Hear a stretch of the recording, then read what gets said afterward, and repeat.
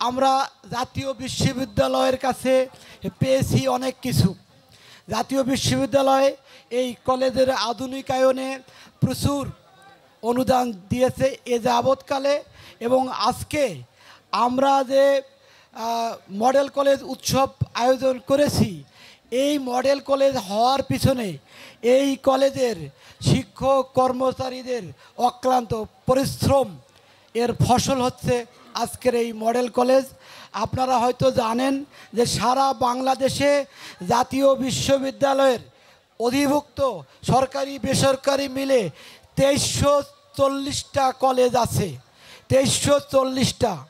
গত 21 সালে এই 2340টি কলেজের মধ্যে 8টি কলেজ প্রাক মডেল কলেজ হিসাবে নির্বাচিত হয়, 8টি, ঢাকা চিটাগাং সহ। কিন্তু বিগত সময়ে আমাদের শিক্ষক কর্মচারীদের অক্লান্ত পরিশ্রমের ফসল হিসেবে আমরা 25 সালে আমরা সারা বাংলাদেশে একটি মাত্র কলেজকে মডেল কলেজ হিসেবে ঘোষণা করেছে যে জাতীয় বিশ্ববিদ্যালয়। আমরা কৃতজ্ঞ যে আমরা উত্তরবঙ্গ সবসময় বঞ্চিত হই। এই ক্ষেত্রে জাতীয় বিশ্ববিদ্যালয় আমাদের প্রতি সুবিচার করেছে।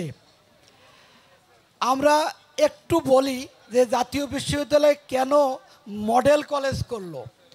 মডেল কলেজ বলতে আদর্শ কলেজ, যে কলেজকে মানুষকে অনুসরণ করতে হয়।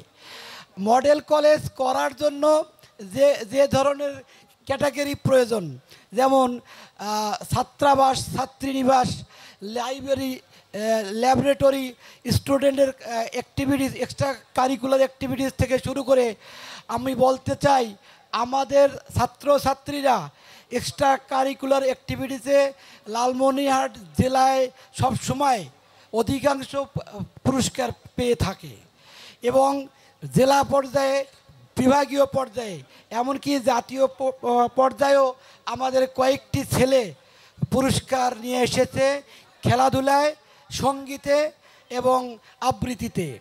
আমাদের কিন্তু এখানে অনেকগুলো টিম আছে। আমাদের আছে উত্তর বাংলা টিভি, ইউবি টিভি, এটা একটা আইপি টিভি, আপনারা দেখতে পারেন। এটা একটা শিক্ষামূলক প্রোগ্রাম যেখানে শিক্ষা বিষয়ক আলোচনা হয়, এবং কোনো স্টুডেন্ট যদি এই ইউবি টিভি দেখে তারা প্রচুর তথ্য পাবে। আমাদের যে লাইব্রেরি আছে, আমাদের প্রায় 75,000 বই আছে। আমাদের ল্যাবরেটরি, সমৃদ্ধ ল্যাবরেটরি, আমাদের প্রায় 400 কম্পিউটার বিশিষ্ট আইসিটি ল্যাব আছে, এবং সবগুলি কিন্তু সচল। এই ক্যাম্পাস, টোটাল ক্যাম্পাস ওয়াইফাইয়ের আওতায় সব মিলে। এবং আমাদের একটি বড় টার্গেট হচ্ছে এই কলেজের শিক্ষার্থী, এই কলেজের অভিভাবক এবং শিক্ষকদের যত ধরনের ফেসিলিটিসের প্রয়োজন, এই বিষয়গুলো কিন্তু জাতীয় বিশ্ববিদ্যালয় তার এই মডেল কলেজের আওতায় নিয়ে আলোচনায় নিয়ে এসেছে, বিবেচনায়। আমাদের একটি মেয়েদের জন্য অডিটোরিয়াম আছে, মেয়েদের আলাদা, যেখানে মেয়েদেরকে ড্রেসিং রুম সহ ব্রেস্ট ফিডিং রুম পর্যন্ত আছে। এবং এই সব কিছুর পিছনে আমাদের বলতে দ্বিধা নাই, এই কাকিনার কৃতি সন্তান ডক্টর মোজাম্মেল হক, যিনি এখন নেই, তিনি কিন্তু এই কলেজের প্রতিষ্ঠাতা, এবং তিনি কিন্তু আমাদের সকল কাজের অনুপ্রেরণা। তার যে চিন্তা, তার যে আন্তর্জাতিক মানের চিন্তা, তিনি সব সময় একটা কথা বলেন যে উত্তর বাংলা কলেজ কোনো আঞ্চলিক প্রতিষ্ঠান নয়, এটি হবে বাংলাদেশের একটি প্রতিষ্ঠান। এটি হবে বাংলাদেশের একটি প্রতিষ্ঠান যেখানে আন্তর্জাতিক মানের শিক্ষা দান করা হবে। ইতিমধ্যেই আমরা এখানে একটি গবেষণা সেল আপনারা দেখতে পাবেন, রিসার্চ সেন্টার আমাদের আছে।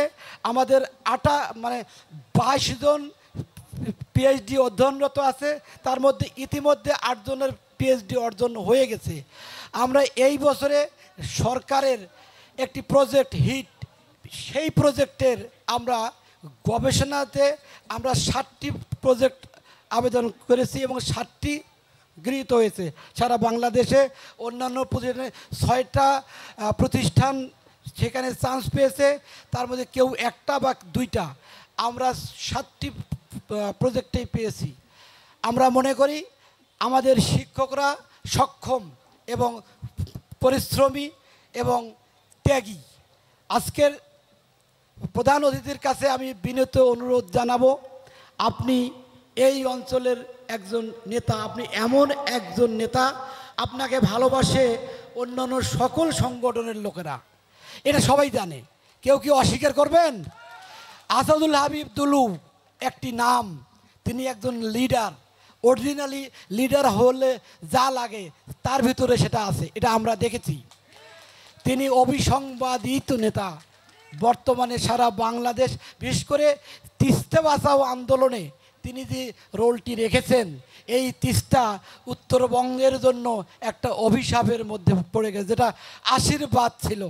এই মানুষ, এই এলাকার মানুষের জীবন জীবিকার সঙ্গে জড়িত এই তিস্তা মরে যাচ্ছে শুধু বৈষম্যের কারণে এবং ভারতীয় আগ্রাসনের কারণে।